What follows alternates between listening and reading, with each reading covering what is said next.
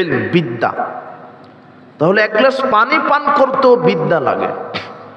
আপনি বলছেন আমার বৌমা মাস্টার ডিগ্রি পাস, আমার বৌমা master degree pass, higher educated person, খুব উচ্চ শিক্ষিত মানুষ, মাস্টার ডিগ্রি পাস করেছে ঢাকা বিশ্ববিদ্যালয় থেকে। কিসের মাস্টার ডিগ্রি পাস? আপনার বৌমা জুতা পায়ে দিতে এখনো শিখেনি। কি পায়ে দিতে? জুতা। এটা জুতা যে পায়ে দিয়ে শিখেনি, ও আগে বাম পা ঢুকায় দিল। অথচ রাসূল সাল্লাল্লাহু আলাইহি ওয়াসাল্লাম বলছেন, এই বিসমিল্লাহ বলো, এরপরে ডান পা আগে পড়ো, তারপরে বাম পা।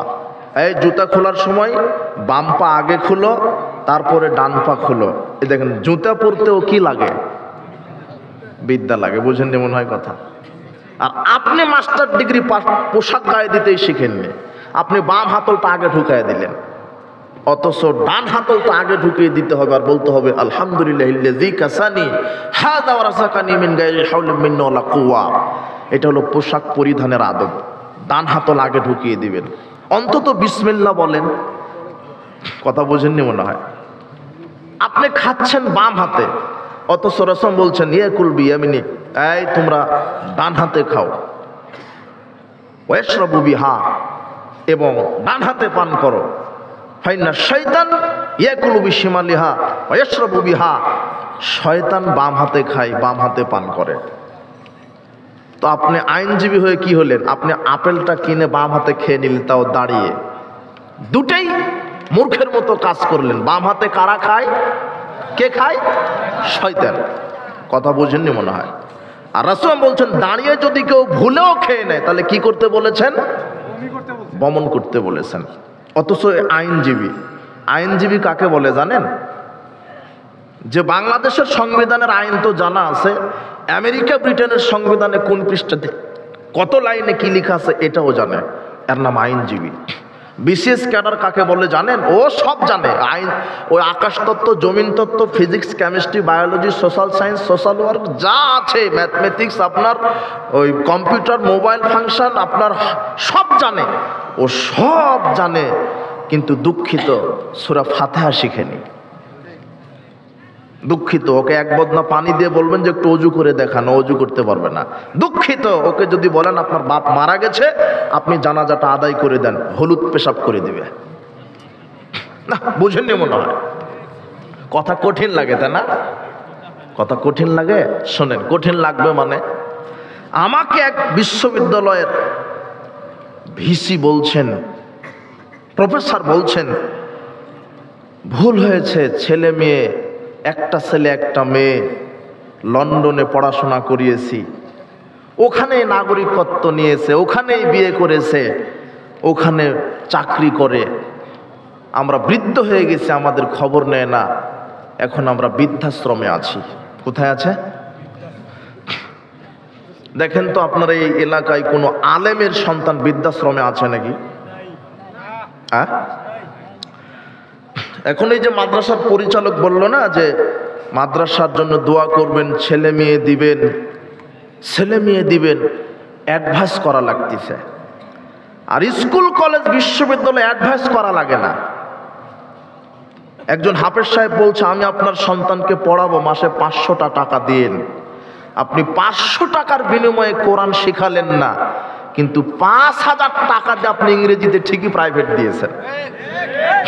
কথা বুঝেননি? তো 500 টাকা দিয়ে কোরআন পড়াননি আপনি, তো আপনি বৃদ্ধাশ্রমে যাবেন না, তো আলেমের সন্তান বৃদ্ধাশ্রমে, আলেমের পিতামাতা বৃদ্ধাশ্রমে যাবে? কথা বুঝেননি কথা?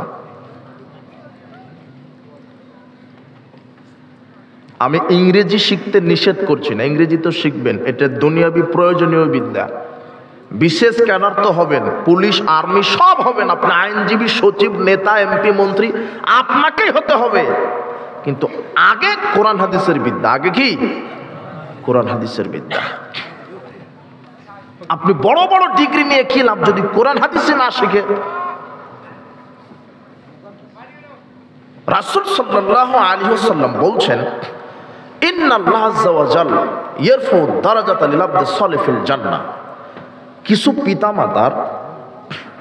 কিছু পিতামাতার মর্যাদা আল্লাহ জান্নাতে বাড়িয়ে দিবেন। তো পিতামাতা অবাক হয়ে বলবেন, আন্নালি হাজিহি, প্রতিপালক, প্রতিপালক, আমাদের এত মর্যাদা কেন হলো, আমাদের এত মর্যাদা কেন হলো? তখন আল্লাহ বলবেন, বিস্তিগফার ওয়ালাদিকা লাক, ওই যে সৎ সন্তান পৃথিবীতে রেখে এসেছিলে, ওই যে সৎ সন্তান পৃথিবীতে রেখে এসেছিলে। আপনি এদিকে তাকান, এদিক ওদিক করছেন কেন? ও পড়ে যাক, যারটা গেছে সে ঠিক করে দিবে। আপনি এদিকে তাকান।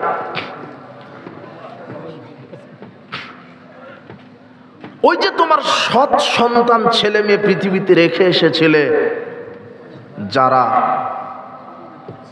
তোমাদের জন্য ক্ষমার দোয়া চেয়েছে, ক্ষমা চেয়েছে আল্লাহর কাছে, দোয়া করেছে, সেই সৎ ছেলে মেয়ের দোয়ার বরকতে আমি আল্লাহ তোমাদেরকে জান্নাতুল ফেরদাউস দান করেছি। তা আপনি রেখে যাচ্ছেন কোন সন্তান? যেই সন্তান একবেলা মদ না খেলে আরেকজনকে হত্যা করতে চলে যায়, যেই সন্তান জোয়ার আড্ডাতে আছে, যেই মেয়েটা পহেলা বৈশাখ পালনে ব্যস্ত, 31 নাইট পালনে ব্যস্ত, আর একটা আছে বিশ্ব লুচ্চে দিবস, আছে না? বিশ্ব ভালোবাসা দিবস আছে, তাই না? পহেলা বৈশাখ। আপনি কি সন্তান দেখেন তো? রাসূল বলছেন, মান আলা সালাসা বানাতিন, যে ব্যক্তি 3টা কন্যা সন্তানকে প্রতিপালন করলো, ফাআদ্দাবাহুন্না, সুন্দর শিষ্টাচার শিক্ষা দিল, ওয়া যাওয়াজাহুন্না, সৎ ছেলের সাথে বিবাহের ব্যবস্থা করে দিল, ওয়াহসানা ইলাইহিন্না, এবং মেয়েদের সাথে সদাচরণ করলো, ফালাহুল জান্নাহ, আল্লাহ 3 কন্যার পিতার উপরে জান্নাতকে ওয়াজিব করে দিলেন। তা আপনি কোন কন্যা সন্তান রেখে গেছেন, যেই কন্যা সন্তানের বোরখা পড়তে লজ্জা লাগে, ল্যাংটা হয়ে ঘুরতে লজ্জা লাগে না, কি পড়তে লজ্জা লাগে? বোরখা পড়তে লজ্জা লাগে। কথা বুঝেননি? এমন মেয়েকে আপনি জন্ম দিয়েছেন যে বলছে, আব্বু কোনো ভয় নাই, আমি আছি বয়ফ্রেন্ডের সাথে। কার সাথে আছে?